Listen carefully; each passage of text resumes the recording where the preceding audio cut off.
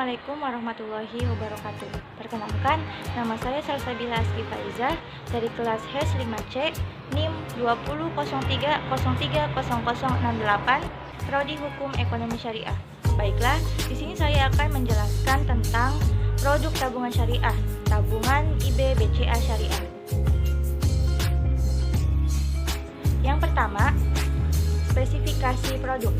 Tabungan IB adalah rekening tabungan yang memiliki berbagai fasilitas yang memudahkan Anda dalam transaksi perbankan berdasarkan prinsip wadiah titipan atau mudharabah bagi hasil. Adapun manfaatnya ada 5. Yang pertama, mendapat buku tabungan IB sebagai bukti tabungan. Yang kedua, mendapat kartu ATM atau debit BCA Syariah. Yang ketiga, tersedia fasilitas automatic transfer. Yang keempat, tersedia layanan auto debit zakat. Yang kelima, tersedia layanan transaksi di ATM antara lain setor tunai, tarik tunai, dan pembayaran kartu kredit BCA dan ATM. Persyaratannya ada 3. Yang pertama, penabung adalah perorangan atau yayasan. Yang kedua, pemohon mengisi dan menandatangani formulir. Yang ketiga, pemohon membawa dan menyerahkan fotokopi KTP. Yang kedua adalah objek produk. Objeknya adalah nasabah. Yang ketiga, jenis akad dalam produk. Jenis akadnya adalah wadiah, titipan, dan mudharabah bagi hasil. Yang keempat, pasal Undang-Undang Perbankan Syariah. Undang-Undang Nomor 21 Tahun 2008 tentang Perbankan Syariah. Pasal 19 ayat 2 yang berbunyi menghimpun dana dalam bentuk simpanan berupa giro, tabungan, atau lainnya yang dipersamakan dengan itu berdasarkan prinsip akad wadiah dan akad lainnya yang bertentangan dengan prinsip syariah. Yang kelima, fatwa DSN MUI tabungan syariah. Fatwa nomor 2 /DSN MUI /4/2000 yang berbunyi tabungan dibagi menjadi 2 jenis. Yang pertama, tabungan yang tidak dibenarkan secara syariah, contohnya perhitungan bunga. Yang kedua, tabungan yang dibenarkan secara syariah, contohnya wadiah atau mudharabah.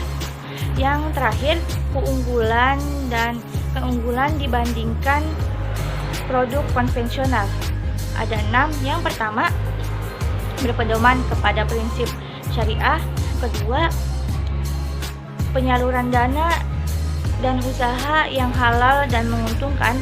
Yang ketiga, menggunakan prinsip akad. Yang keempat, jaminan angsuran tetap dibayar hingga akhir. Yang kelima, hubungan yang baik sebagai mitra usaha. Halo, nama saya Mara Samuslan dengan NIM 230.300. Nah, saya akan membawakan materi kedua dari kelompok 1, yaitu pembelian rekening koran syariah. Di mana pembelian rekening koran syariah ini merupakan fasilitas yang diberikan oleh perbankan berupa pembiayaan dalam jangka pendek untuk nasabah memodali usahanya.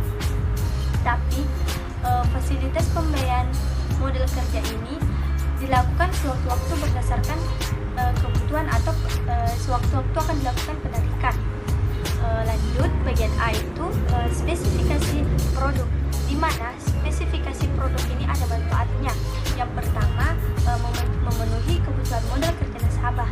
Yang kedua, membantu nasabah mendapatkan sumber dana. Yang ketiga, penarikan dana dapat dilakukan dalam suatu waktu. Yang keempat, pelunasan pokok pembiayaan dana dapat dilakukan setiap saat. Yang kelima, yaitu prosesnya cepat dan mudah.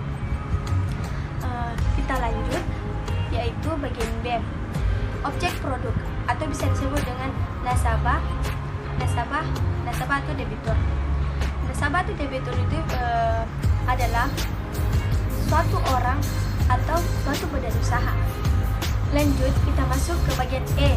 Bagian E-nya itu Fatwa DSN MUI yang mendasari produk tersebut, di mana fatwanya itu adalah Dewan Syariah Nasional dengan nomor 30/DSN/4/2002 tentang pembiayaan rekening koran syariah.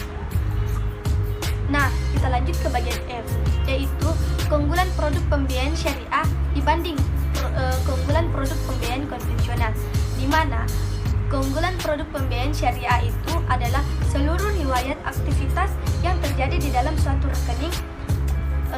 rekening di mana Anda membuat rekening tersebut. Sedangkan keunggulan produk pembiayaan bank konvensional yaitu menggunakan sistem pinjaman konvensional, di mana pada bank konvensional itu ada namanya yang dibilang kredit atau kewajiban untuk mengembalikan dana pinjaman. Nah, mungkin itu saja yang bisa saya jelaskan. Wabillahi taufiq wal hidayah. Wassalamualaikum warahmatullahi wabarakatuh.